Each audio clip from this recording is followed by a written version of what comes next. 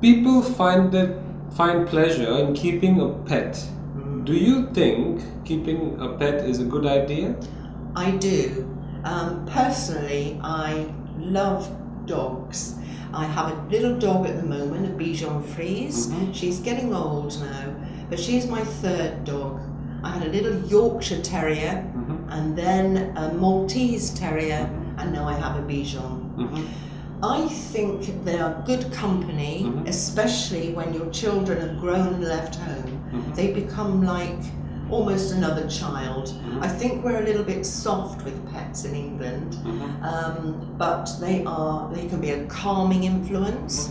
Many pets are taken, for instance, around hospitals for people, children and older people, to stroke, and it brings down the heart rate. It's very restful. And my dog is always the one that will greet you. Good or bad, she loves you. Wow, sounds nice. Yeah. What do you call your dog? I call her Safi. Safi. She is a purebred B-GHUD, and purebreds have a birth certificate. Okay. Her name really is Sapphire Starlight. Wow. Bit of a mouthful. Sapphire Starlight. Yes. It's a very catchy name. Very clever. But you cannot go out for a walk with a dog, Navin, and call out Sapphire Starlight, Sapphire Starlight. So we shortened it. It's Safi, and that's the name she answers to. Right. My sister, incidentally, happens to have a Yorkshire Terrier. Really? That's right, yeah. And we call him Thor.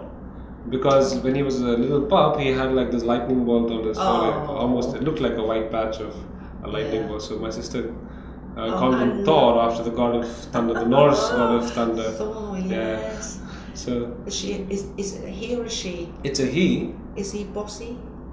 Yeah, he is. He's a little fellow, and from what my sister tells me, when they go to a veterinary hospital or a pound, when there are other dogs and much larger dogs, this guy gets a little feisty with them, you know. And they are bossy little dogs, always the leader of the family, they think. Well, they're quite adorable, I think. Yes, they're really adorable. Yeah. So that's interesting.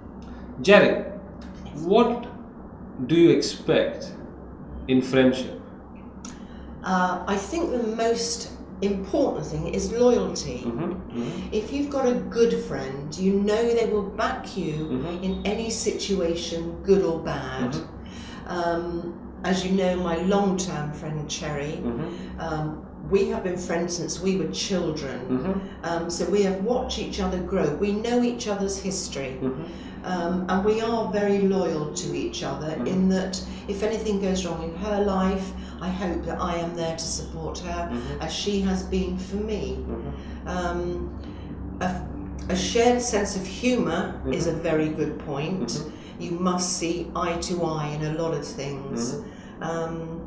Yeah, just that really. I think loyalty is the most important thing. Loyalty and a shared sense of humour. Yes. Yes. You mentioned about your childhood friend Gerry. How many years have you been friends? We've been friends for 60 years. 60 years, wow. She was 11 and I was 12. And we were in one class only together. I was in Weymouth, where she lives, for only 3 years. But after I left to move to a different town, because my father was in the Navy, we moved a lot, we still kept in touch. Now I have moved around for many, many times during my life, but Gerry is always there.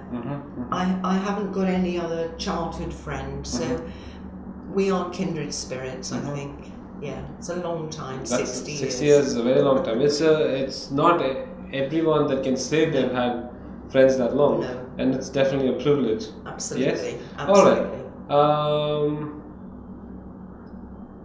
Can you tell us about the difference of shopping in a big city as compared to a small town in England?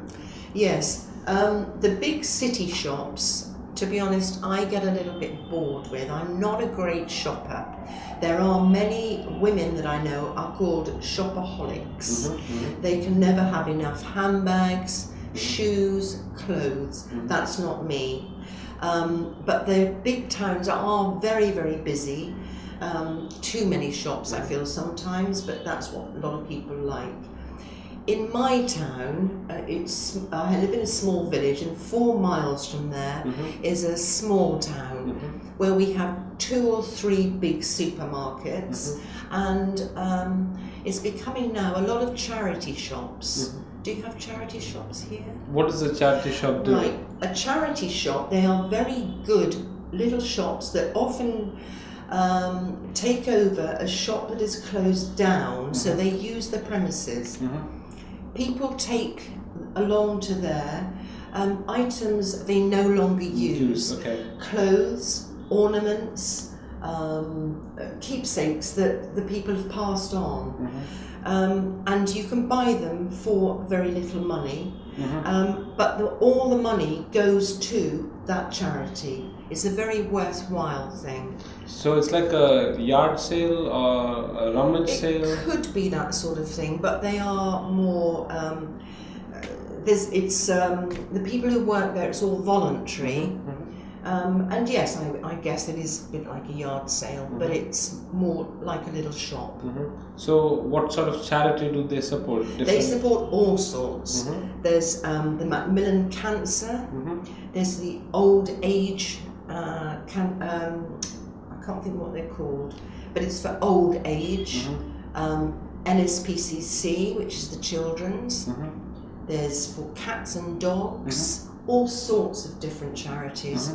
People who look after things in a caring way.